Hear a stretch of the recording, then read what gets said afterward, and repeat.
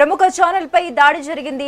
ప్రజాపక్షం వహిస్తున్న ప్రముఖ కార్యాలయంపై వైసీపీ శ్రేణులు విరుచుకుపడ్డాయి. వాస్తవాలను సహించలేక తమ తప్పులను ప్రశ్నిస్తున్నారని అక్కసుతో ప్రముఖ ఛానల్ కార్యాలయం ఎదుట వైసీపీ నేతలు ధర్నాకు దిగారు.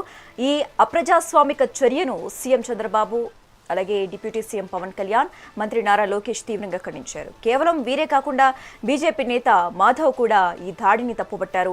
వైసీపీలో కూడా కొందరు కీలక నేతలు ఈ పద్ధతి సరికాదని అంతర్గతంగా చర్చించుకుంటున్నారు. రాష్ట్రంలో అరాచక శక్తులకు తావులేదని, పత్రికా స్వేచ్ఛను కాపాడటంలో ప్రభుత్వం ఎక్కడా రాజీ పడబోదని ముఖ్యమంత్రి స్పష్టం చేశారు. పత్రికా కార్యాలయాలపై దాడులు చేయటం అంటే సమాజ హక్కులపై దాడి చేయటమేనని డిప్యూటీ సీఎం పవన్ కళ్యాణ్ మండిపడ్డారు. ఈ ఘటనపై విచారణ జరిపి దోషులను కఠినంగా శిక్షించాలని పోలీసు యంత్రాంగాన్ని ఆదేశించారు. బీజేపీ నేత మాధవ్ మరియు వైసీపీలోని అసంతృప్త నేతలు కూడా ఈ పద్ధతిని నిరసిస్తూ పత్రికా స్వేచ్ఛ అత్యంత ముఖ్యమని అభిప్రాయపడ్డారు.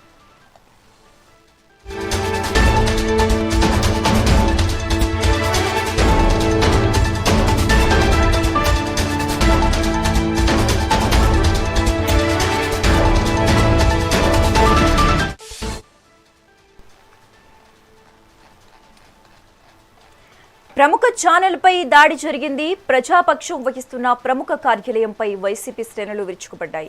వాస్తవాలను సహించలేక తమ తప్పులను ప్రశ్నిస్తున్నారనే అక్కసుతో ప్రముఖ ఛానల్ కార్యాలయం ఎదుట వైసీపీ నేతలు ధర్నాకు దిగాయి. ఈ అప్రజాస్వామిక చర్యను CM Chandrababu Naidu, deputy CM Pawan Kalyan, మంత్రి నారా లోకేష్ తీవ్రంగా ఖండించడం జరిగింది.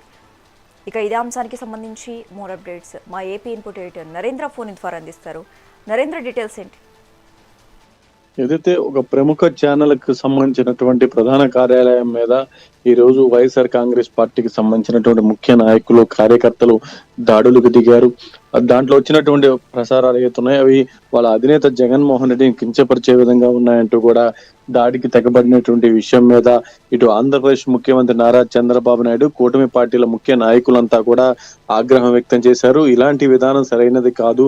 ఏదైతే ప్రజల్లోకి వాస్తవాలను తీసుకెళ్లేటువంటి మీడియా రిలేటెడ్ ఎవరైతే ఉన్నారో వాళ్ళందరి మీద కూడా ఇటు ఈ విధంగా వ్యవహరించడాన్ని మేము తప్పుపడుతూ ఉన్నాం. ముఖ్యంగా ఏదైతే ఇటు ఈ ప్రముఖ ఛానల్ మీద జరిగినటువంటి దాడిలో మాజీ ఎమ్మెల్యేలు, మాజీ మంత్రులు, వారికి సంబంధించినటువంటి వారంతా కూడా పాల్గొనటం, ముఖ్యంగా దానికి సంబంధించినటువంటి ఈ విధానాలన్నీ కూడా చూస్తే ఆంధ్రప్రదేశ్ బ్రాండ్ ఇమేజ్ డ్యామేజ్ చేసే విధంగా ఉన్నాయి. దాంతో పాటు రాజధాని అమరావతిపై వైసీపీ కుట్రలను ప్రశ్నించినటువంటి గొంతులు అవుతున్నాయి. వాటన్నింటి కూడా తొక్కేసే విధంగా, వాళ్ళందరినీ ఇబ్బంది పెట్టే విధంగా, డైవర్షన్ పాలిటిక్స్ లో భాగంగా ఇటు వైఎస్ఆర్ కాంగ్రెస్ పార్టీ ఈ విధంగా వ్యవహరిస్తుందంటూ కూడా ఇటు అంతా మాట్లాడుతూ ఉన్నారు. ముఖ్యంగా ఈ రోజు ఉదయం కూడా విజయవాడ ఎంపీ మీడియా సమావేశం పెట్టినటువంటి సమయంలోనే ఇది మీడియా సంస్థల మీద దాడులకి ఎవరు భయపడేది లేదు, ఇక్కడ లా అండ్ ఆర్డర్ సమర్థవంతంగా మేము అమలు చేస్తాము, ఇక్కడ ఏదైనా సరే శాంతి పద్ధతికి విఘాతం కలిగించే విధంగా వ్యవహరిస్తే అలాంటి వాళ్ళను ఉపేక్షించేది లేదంటూ చెప్తూనే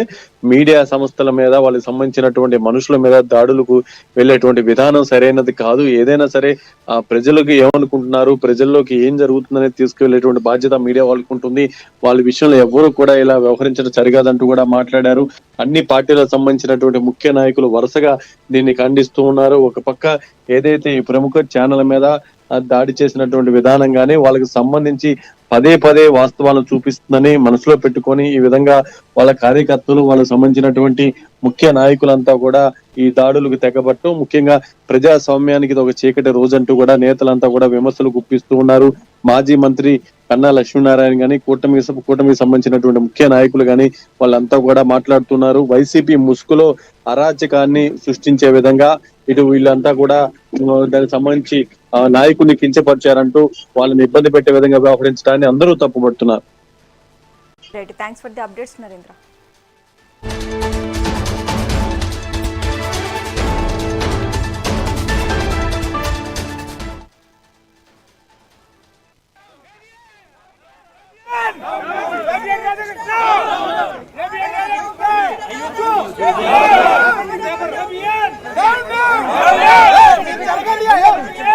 No!